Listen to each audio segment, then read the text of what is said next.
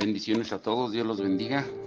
Bueno, pues vamos a concluir esta semana de los devocionales y muy atentos en el devocional de hoy. Y el título es Los verdaderos adoradores se encuentran con Dios. ¿Qué significa esto? Que debemos procurar experimentar la presencia de Dios. Si Dios revela su presencia según su voluntad, ¿deja eso algún lugar para procurar una mayor manifestación de su presencia? Si ya creemos que Dios está con nosotros, ¿deberíamos anhelar un encuentro más profundo con Él? Por supuesto que sí. Nada puede reemplazar la presencia manifiesta de Dios, la cual es siempre una posibilidad bíblica para el pueblo de Dios. Cuando no la experimentan, deben buscarla humildemente, sin olvidar sus deberes permanentes y sin negar sus bendiciones presentes, sino reconociendo que su Dios y Padre es infinito y que desea tener comunión con los que han sido redimidos por la sangre de su Hijo y regenerados por la obra de su Espíritu. Aunque Dios está en todas partes a la vez, en ocasiones Él escoge manifestar su presencia. Por ejemplo, se apareció a Moisés en una zarza ardiente en Éxodo 3:2, habitó con Israel en el tabernáculo cuando cruzaban el desierto en Éxodo 29:42 al 45, hizo temblar el lugar donde estaban reunidos los discípulos y mostró su poder sanador a través de la sombra de Pedro en Hechos 4:31 y Hechos 5:15. Y en este lado del cielo, los verdaderos adoradores siempre anhelarán adquirir un mayor conocimiento de Dios y encuentros más profundos con Él y con su Creador y con su carácter. Podemos estar agradecidos por las bendiciones de Dios y por nuestras experiencias presentes en Él, pero aún así orar y anhelar mayores manifestaciones de su poder, de su gloria y de su belleza. Y aunque no podemos nosotros manejar, orquestar, manipular la actividad del Espíritu de Dios, podemos anhelarla, aguardarla y estar preparados para ella. El ejemplo de la iglesia primitiva nos muestra que confiar en la soberanía de Dios no impide que la pidamos, que nos revele su presencia y que podamos estar con Él en una forma tan tangibles en ocasiones. Al final de Hechos 4, los discípulos expresaron una absoluta confianza en que Dios había dirigido todo lo que había ocurrido hasta ese momento. Herodes, Pilatos, los gentiles y los judíos habían hecho, como dice Hechos 4:28, lo que de antemano su poder y su voluntad habían determinado que sucediera. Pero, sin embargo, eso de ninguna manera disminuyó la expectativa o la expectación de los discípulos de que Dios haría cosas maravillosas a través de ellos. Ellos oraron diciendo, ahora Señor, extiende tu mano para sanar, para que más personas glorificaran a Jesús en Hechos 4:30. La soberanía de Dios es el fundamento para esperar la manifestación de su presencia. Los avivamientos genuinos, verdaderos, están llenos de innumerables ejemplos del Dios vivo visitando a su pueblo con su presencia y su poder. Sus actividades normales aumentan en intensidad y alcance. Las personas son abrumadas por la condición de su pecado, lloran porque son quebrantadas, tiemblan incontrolablemente en el temor del Señor y experimentan una paz y un gozo inexplicables. Los cristianos tibios se arrepienten, los pecadores se convierten y Dios obra con su poder extraordinario por medio de actividades ordinarias. Dios revela su presencia para su gloria. Por eso la pregunta es, ¿por qué no querríamos ver a Dios obrando de esa manera entre nosotros hoy? Hay tres cosas que nos ayudan en esta búsqueda: una dependencia total, una expectación entusiasta y una respuesta humilde. Número uno, una dependencia total. La primera línea de la versión original del himno, Jesús todo lo pagó, recuerda nuestra necesidad cuando dice: oigo al Salvador decir, es poco tu poder. Asimismo, es nuestros deseos pecaminosos que batallan contra nuestro corazón, como dice Primera de Pedro 2:11. El mundo no deja de llamarme para que goce de placeres inmorales, para que adopte actitudes impías y para que viva por recompensas pasajeras, como dice Primera de Juan 2:15 al 17, porque el diablo ronda como un león rugiente buscando a quien devorar a través del engaño y la condenación. Primera de Pedro 5:8. Por eso debemos ser totalmente dependientes. Dios ha enviado a su Espíritu para ayudarnos, y lo primero que el Espíritu ha hecho es darnos la palabra. Ahí hallamos sus preciosas y magníficas promesas, como dice segunda de Pedro 1:4. Aprendemos también lo que Dios ha hecho por nosotros en el Evangelio y cómo nos ha liberado para vivir. La dependencia no implica inactividad al esperar, sino que se expresa cuando procuramos un conocimiento más profundo de los caminos de Dios y una impartición de su poder a través de la Escritura. La palabra de Dios es la que infunde aliento a nuestras almas, nos hace sabios y prudentes, llenos de alegría. Nuestros corazones alumbran y también eso hace que nuestros ojos sean esa lámpara en nuestro ser, como dice el Salmo 19:7 al 8. Ignorar la Biblia no solo es lo opuesto a ser guiados por el Espíritu, sino que también muestra que confiamos más en nosotros mismos que en Dios. Otra forma en la que mostramos nuestra dependencia de Dios es pidiéndole que nos dé poder a través de su Espíritu. Por eso se nos enseña a orar en y por el Espíritu y a orar para que el Espíritu obre. Romanos 8:26, Efesios 6:18 y Judas versículo 20. El Espíritu nos ayuda en nuestra debilidad. Jesús mismo, él modeló una vida de oración cuando estaba en la tierra. Pablo nos dijo que debemos orar sin cesar en primera de Tesalonicenses 5:17. Pero es el colmo de la presunción pensar que podemos descuidar la oración y aún así experimentar la presencia y el poder de Dios. Muchas veces la causa principal de nuestra falta de oración no es la pereza, sino el orgullo. Así que esta es la pregunta: ¿con qué frecuencia oras por tu iglesia? ¿Oras por el tiempo que pasan juntos?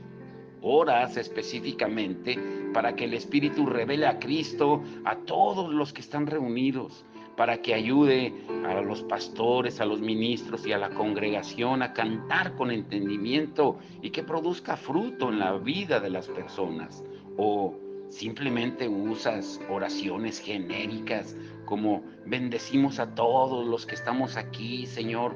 ¿U oras en que confías más en el poder de Dios, o en la planificación, o en la ejecución, o en las personas? Pero, ¿cómo es? Confesar continuamente nuestra dependencia del Espíritu Santo producirá una profunda y un profundo sentimiento de gratitud, de humildad y paz en nuestros corazones.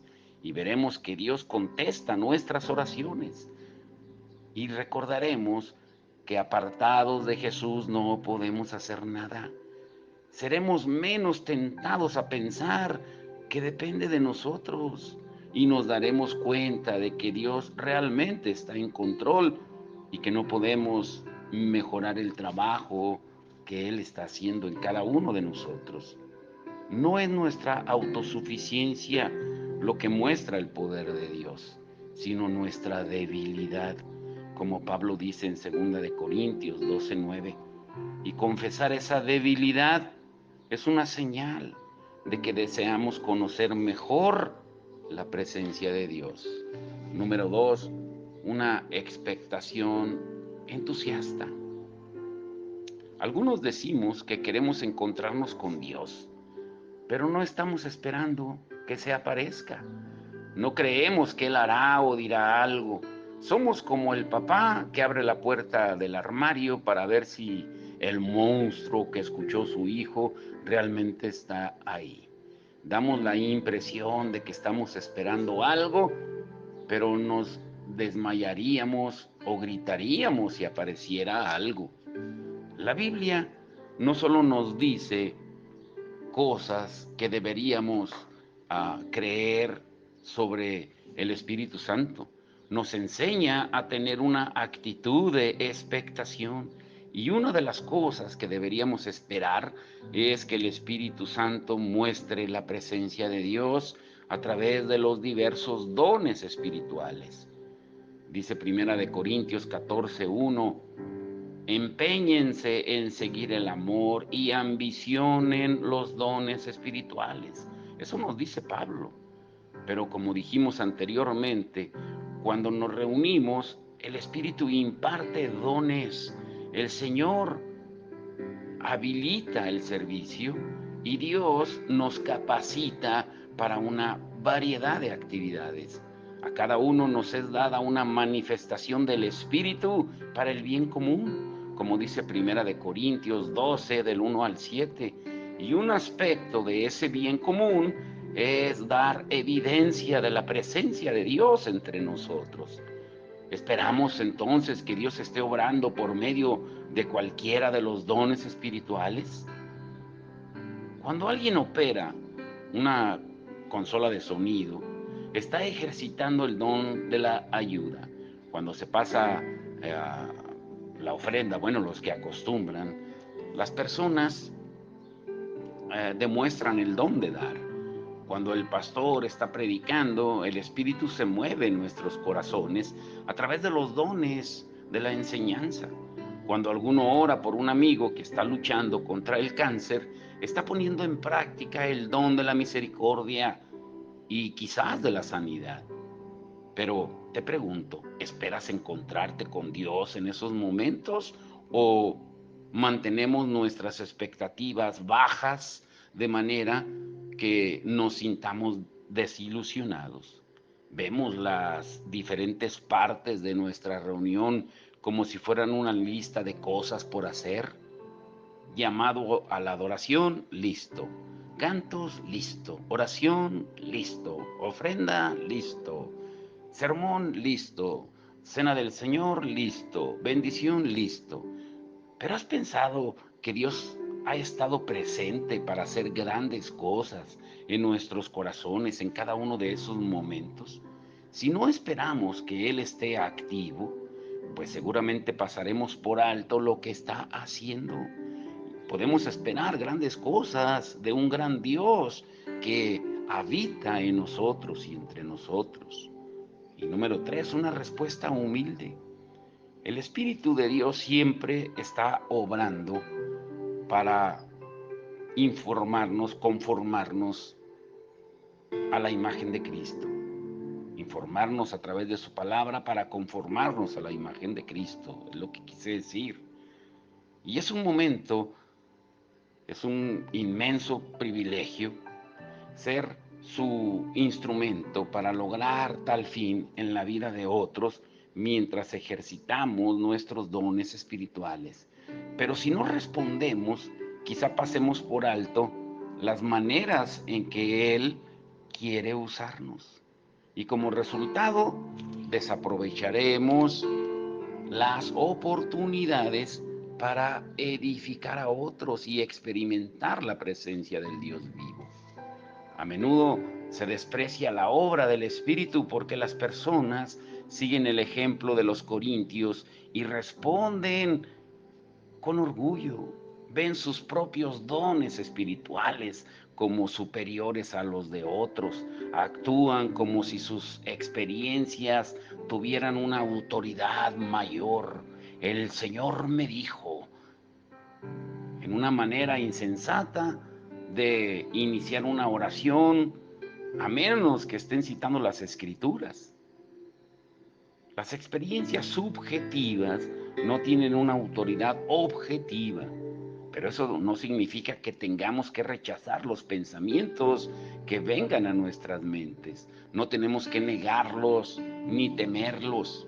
Responder con humildad significa hablar, actuar cuando piense que Dios podría querer obrar a través mío. Puede que de repente sientas la necesidad de orar por alguien cuando te comenta que quizá pierda su trabajo, o cuando ves a alguien que no habías visto en semanas y te viene a la mente un texto de la Escritura. Responder con humildad es comprender ese texto con ellos en ese momento, o quizá llamarles por teléfono más tarde. Por eso necesitamos entender que los impulsos del Espíritu no siempre vienen en forma de párrafo. En realidad, rara vez lo hacen. Pero a muchos de nosotros nos resulta difícil creer que el Espíritu nos impulsaría. No obstante, el Nuevo Testamento contiene numerosos ejemplos de la intervención de Dios en la vida diaria. Pablo decidió no predicar en Asia porque el Espíritu Santo se lo impidió en Hechos 16:6. Felipe tenía 4 hijas solteras que profetizaban. Hechos 21:9. Ágabo predijo que Pablo sería atado y entregado a los gentiles en Hechos 21:11. Y al parecer, los tesalonicenses y los corintios experimentaron el don de la profecía espontánea en sus reuniones semanales, en Primera de Corintios 14, 29 al 32 y Primera de Tesalonicenses 5, 19 al 21. Pero a veces no hacemos las cosas por temor a estar equivocados, nos detenemos. Pero si lo que hacemos o compartimos verdaderamente anima a alguien, Jesús será glorificado y tú tendrás una nueva conciencia de la presencia de Dios. Si resulta que tu percepción fue irrelevante o errada, puede que te sientas humillado. Sin embargo, el humilde recibe más gracia. Primera de Pedro 5:5.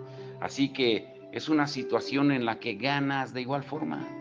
Nada de lo que estamos describiendo debería disminuir nuestro compromiso con la autoridad y la suficiencia de la palabra de Dios.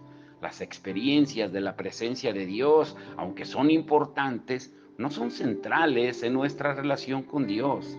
La espiritualidad bíblica, entiende bien esto, no consiste principalmente en una experiencia emocional y mística, en impresiones y sentimientos internos, en la meditación introspectiva o en un aislamiento monástico del mundo, viviendo como asceta, apartado allá en el monte. No, las disciplinas espirituales que más se enfatizan en la Escritura son la oración y el estudio obediente de la palabra de Dios. Por eso nuestro deseo debe ser experimentar la presencia de Dios con más frecuencia en nuestras vidas personales. Y debemos orar por una manifestación de su poder que nos cambie y vivifique, teniendo temor de todo lo que pretenda domesticar a Dios. Pero tal oración y deseo siempre deben ser moderados, con alegre sumisión a las limitaciones de la disciplina bíblica. Al someterte alegremente a la Escritura, quién sabe cómo Dios podría ministrar a otros a través de tu humilde respuesta a lo que crees que son los impulsos del Espíritu. Por eso, anhela la presencia revelada de Dios. Esta forma es en la que debemos pensar sobre la presencia de Dios. El cielo. En el cielo no habrá templos para adorar a Dios, ninguna estructura ni localidad que represente su presencia más que otra, porque Dios y el Cordero serán el templo, como dice Apocalipsis 21, 22. Y en cierto modo podremos decir que estamos experimentando la presencia de Dios en el cielo en este momento. Dios nos ha levantado juntamente con Cristo y nos hizo sentar en las regiones celestes, como dice Efesios 2:6. El escritor de Hebreos declara que cuando nos reunimos como iglesia, nos acercamos. Hebreos 12, 23 al 24 dice que nos acercamos al monte Sión, a la Jerusalén celestial, la ciudad del Dios viviente. Se han acercado a millares y millares de ángeles, a una asombrosa, gozosa, a la iglesia de los primogénitos inscritos en el cielo. Se han acercado a Dios, a una asamblea hermosa, donde el juez de todos, de los espíritus de los justos que han llegado a la perfección, a Jesús, el mediador de un nuevo pacto, y a la sangre rociada que habla con más fuerza que la de Abel. Imagínate qué reunión. Nos reunimos a los santos que se han ido antes que nosotros, regocijándonos con ellos, porque la muerte no es el final para el cristiano. Sin embargo, las pruebas, las esperanzas aplazadas, las desilusiones, las pérdidas y las tragedias de esta vida son un recordatorio constante de que todavía no estamos en casa. Lo mejor está aún por venir. Pero, ¿te has puesto a pensar? ¿Te has puesto a pensar qué significado tienen los salmos? ¿Por qué se escribieron los salmos? ¿Qué tiene que ver con lo que acabamos de mencionar acerca de las emociones y de todo esto que es tan importante? Escúchalo muy bien. Esta es la parte importante del estudio de hoy. Los salmos constituyen un libro amado, y con razón, porque hay un salmo para cada suspiro. En este libro, que es el más grande o largo de la Biblia, encontramos salmos de adoración, de acción de gracias, de sabiduría, de arrepentimiento, incluso otros que manifiestan duda. Según la tradición, la mayoría fueron escritos por David. Sin embargo, la mayor parte de ellos están muy lejos de ser alegres. Como vemos, el número de las lamentaciones sobrepasa en gran medida a todas las demás clases de cantos, si los examinamos bien. O sea, entre la mitad y 2/3 de los 150 salmos se pueden clasificar como lamentos. O sea, no encubren sus emociones. Y ellos nos fueron dados al pueblo de Dios para enseñarnos de qué manera orar sobre nuestras emociones y luchas para llevarlas a Dios. Los salmos de lamento nunca dejan de prestar atención a la realidad de que la vida puede ser dura, difícil o incluso brutal. Se quejan de la aparente ausencia de Dios y ponen atención cuando las circunstancias parecen decir que Dios no es bueno. Claman a Dios en busca de consuelo y de atención, y luchan con las dudas acerca del amor leal y fiel de Dios. En uno de los salmos, Salmo 42:3, dice: mis lágrimas son mi pan de día y de noche. Salmo 43:2 dice: ¿por qué? ¿Por qué debo andar de luto y oprimido por el enemigo? Y en el Salmo 88:6-7 dice: me has echado en el foso más profundo, en el más tenebroso de los abismos, me has abrumado. Los salmos operan con la certeza de que Dios le permite a su pueblo experimentar grandes sufrimientos, aunque no siempre comprendamos las razones del por qué, pero lo que sí nos garantiza es de que Él siempre está ahí presente David, el autor de muchos de los salmos, es bien conocido por haber sido un hombre conforme al corazón de Dios, como dice Hechos 13:22. Pero aún así, no obstante, de lo que pocos se dan cuenta es que esto se refleja en la forma en que él le prestaba atención repetidamente a sus pérdidas, desilusiones y temores. No ocultaba sus emociones. Y David no solo notaba estas cosas, sino que hasta componía canciones acerca de las numerosas pérdidas que sufrió y se las cantaba a Dios en forma de oraciones. Por ejemplo, David tenía un amor y un respeto profundo por el rey Saúl, a pesar incluso de que éste lo había perseguido y buscado para matarlo durante muchos años. David tenía como mejor amigo a Jonatán, el hijo de Saúl, y cuando Saúl y Jonatán murieron en una batalla contra los filisteos, David no se limitó a seguir adelante y a entrar en el plan que Dios tenía para su vida como el nuevo rey. En lugar de eso, dedicó un tiempo a lamentarse, a expresar sus emociones por medio de la adoración a Dios. Y David escribió un cántico, una lamentación conmovedora, hermosa y detallada acerca de aquel suceso tan terrible. La puedes encontrar en 2 de Samuel 1:17 al 27. Él sentía angustia debido a aquella catástrofe y en un párrafo dice, ¿cómo han caído los valientes? Saúl, Jonatán, nobles personas fueron amados en la vida. David llega incluso a dirigirse de manera directa a su amado amigo Jonatán.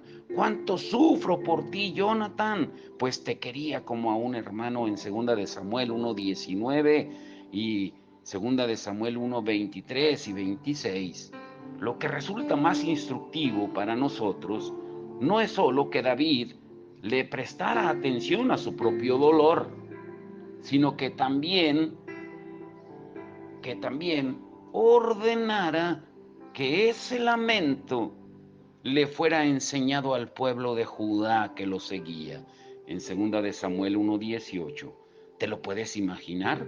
Precisamente en el momento en que se enfrentaba a la monumental tarea de hacer la transición de todo un país a un nuevo gobierno, porque acababa de morir Saúl, David ordenó que todos se unieran a él primeramente en una expresión común de dolor.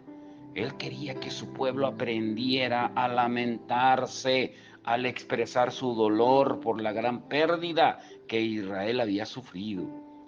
Y yo te pregunto, para ir concluyendo, escúchalo muy bien, porque esto nos va a enlazar con lo que veremos el domingo. ¿Cuándo fue la última vez que dedicaste o que la iglesia dedicó todo un servicio a lamentarse o a enseñar sobre lo importante que es llorar las pérdidas para la madurez espiritual?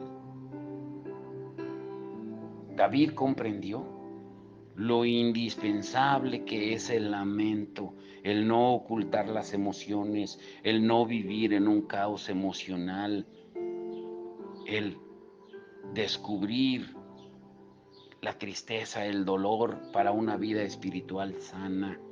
Él sabía que llorar las pérdidas antes de seguir adelante era una elección. Sin embargo, siguió este descenso hasta las tinieblas, confiando en que Dios iría a encontrarse con él y su pueblo ahí. Lo que esto exige de nosotros es que nos neguemos a vivir paralizados e insensibles, a ponernos una máscara o a contener nuestros sentimientos, incluso si eso ha sido lo que decidimos hacer durante décadas o años. Hasta que no estemos dispuestos a aprender a sentir nuestras emociones, nos perderemos la gran revelación y el gran tesoro que se encuentra en la forma en que Dios procesa la aflicción. Y lo más triste, te perderás de la presencia de Dios. Por eso aprendamos a sentir. Cuando nuestro dolor y nuestra aflicción quedan sin expresarse o sin que los sintamos, los estamos sepultando vivos. Como consecuencia, perdemos el acceso a la profundidad y la amplitud de los sentimientos que Dios nos da y que nos ha dado. Y nuestra vida emocional queda comprimida, prisionera, dentro de una prisión, un caos emocional. Y al final los sentimientos que sepultamos o aprisionamos se van abriendo paso a través de la tierra de nuestra vida y se manifiestan en síntomas como la depresión, la ansiedad, el vacío interno y la soledad. Necesitamos entenderlo, necesitamos entender a través de la adoración lo que Dios quiere para cada uno de nosotros. Por eso, este mensaje lo vas a tener que escuchar de nuevo varias veces, porque los verdaderos adoradores se encuentran con Dios. Y la manera de encontrarnos con Dios es no ocultar nada de nuestras emociones y sentimientos. Por eso tienes que escuchar sobre todo esta última parte para que entiendas el enlace con el mensaje del domingo. ¿Qué es lo que veremos el domingo? El caos emocional, la máxima prisión. El domingo pasado hablamos acerca de las celdas decoradas, pero es tiempo de dejar esas celdas decoradas, que significa pasar el proceso de la salvación a la libertad. El pueblo de Israel vivió en esclavitud hasta que Dios envió a Moisés a que lo librara. Pero aún así, el mismo Moisés vivía en una esclavitud física. No vivía en una esclavitud física, pero sí en un caos emocional. Y él le dijo a Dios en Éxodo 4:1 que él no podría ir porque no le iban a creer. Dijo que no podría ser un vehículo digno de Dios. ¿Mm? ¿Por qué? Porque estaba esclavo en su mente y sus emociones. ¿Cuál es la evidencia de esa esclavitud, de ese caos emocional? Cuando él dice no puedo, no me creerán. Pero ¿cómo aplica a los creyentes hoy? Hay muchos cristianos que nos sentimos o nos sentamos semana tras semana escuchando la palabra, cantando alabanzas, disfrutando de su presencia, entre comillas, pero todavía estamos creyendo que Dios no nos puede liberar cuando ya Cristo abrió la puerta de la celda. No sigas visitando la celda, no sigas saliendo a trabajar y regresando a dormir a la celda. No vayas a tocar la puerta de la cárcel de nuevo para buscar que te dejen dormir en la celda una noche más. Tenemos que tener cuidado de conformarnos a vivir en el caos emocional, porque es muy fácil ser persuadidos a pensar de que estamos bien. Sin embargo, eso solo significa que nos estamos acostumbrando a la manera en que estamos viviendo, a un caos emocional que es la máxima prisión. Uy, estará muy liberador y sanador, sobre todo el mensaje del domingo.